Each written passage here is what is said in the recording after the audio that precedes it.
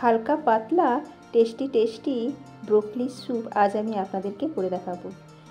এটি গরম গরম ভাতের সাথে তো খুবই ভালো লাগবে, আর যারা ডায়েট করছেন তাদের জন্য খুবই উপকারী হবে।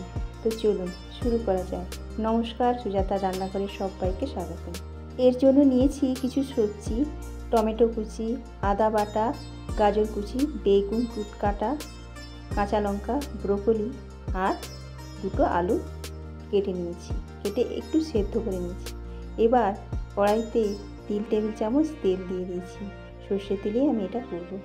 এবার ওই তেলটি গরম হয়ে গেলে ওর মধ্যে দিয়ে দেব পরিমাণ মতো নুন এবং হাফ চামচ হলুদ দিয়ে আগে বেগুনটাকে একটু ভালোভাবে ভেজে নেব। তেলের মধ্যে সব বেগুনটা দিয়ে একটু নাড়াচাড়া করে নেব। তারপরেই ওর মধ্যেই দিয়ে দেব গাজর, কেটে রাখা গাজর, আর দিয়ে দেব হালকা সেদ্ধ করে রাখা আলুটাও দিয়ে কিছুক্ষণ ওই সব সবজিগুলোকে একটু ঢেকে রেখে দেব। তারপরে ঢাকনা খুলে ওই সবজিগুলোকে একটু নাড়িয়ে নেব, উলট পালট করে দেবো এদিক ওদিক করে, যাতে সমস্ত সবজিগুলো একটু ভাজা ভাজা হয়ে যায়।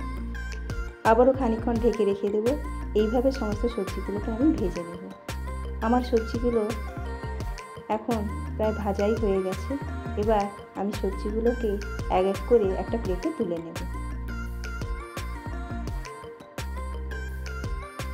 এই সবজিটা কিন্তু নিরামিষ এবং আর এত হালকা পাতলাভাবে রান্না করা হয়েছে যে এটা খেতেও কিন্তু খুবই টেস্টি লাগে। আর আমরা ব্রোকলিকে সাধারণত অনেক কিছু মশলা দিয়েই রান্না করি, সেটাও খেতে ভালো লাগে, কিন্তু এইভাবে রান্না করে দেখবেন, এটাও খুব খেতে ভালো লাগে।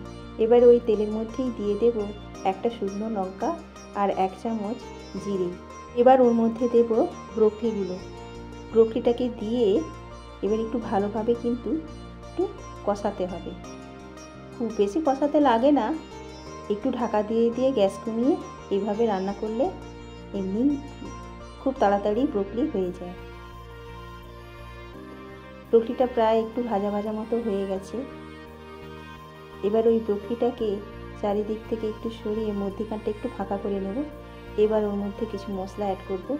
যেমন আমি ওর মধ্যে দিয়ে দিয়েছি 1 চামচ হলুদের গুঁড়ো আর 1 চামচ দই, আর দেব হাফ চামচ জিরে গুঁড়ো আর হাফ চামচ ধনে গুঁড়ো।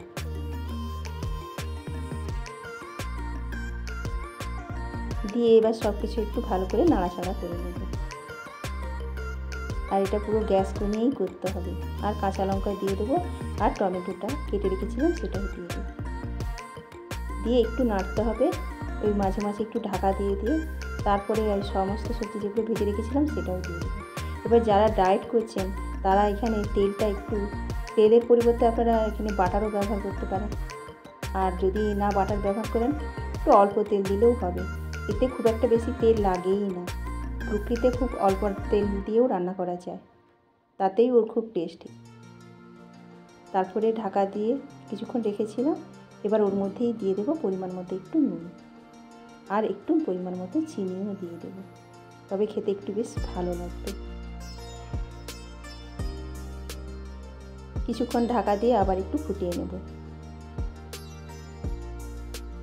রান্নাটা প্রায় হয়ে এসেছে। এবারে ওর মধ্যেই দিয়ে দেব হাফ চামচ গোলমরিচের গুঁড়ো আর ভেজে রাখা বেগুনটা। তারপরে ওর মধ্যে দিয়ে দেব 4 ভাগের 1 ভাগ লেবুর রস দিয়ে আরও খানিকক্ষণ ঢাকা দিয়ে ফুটিয়ে নিয়েছি। ব্যাস, রান্নাটা পুরো কিন্তু কমপ্লিট হয়ে গেছে। আর এই ব্রোকলিটা খুবই সুস্বাদু হয়েছিল। আর দেখতে বেশ বেগুন দিয়ে আর গাজর দিয়ে এমনি করে রান্না করেও বেশ দারুণ লেগেছে। আপনারা বাড়িতে অবশ্যই ট্রাই করবেন। ভালো লাগলে অবশ্যই লাইক, কমেন্ট, শেয়ার করবেন, আর আমার চ্যানেলটিকে সাবস্ক্রাইব করবেন। সবাই ভালো থাকুন, সুস্থ থাকুন। নমস্কার।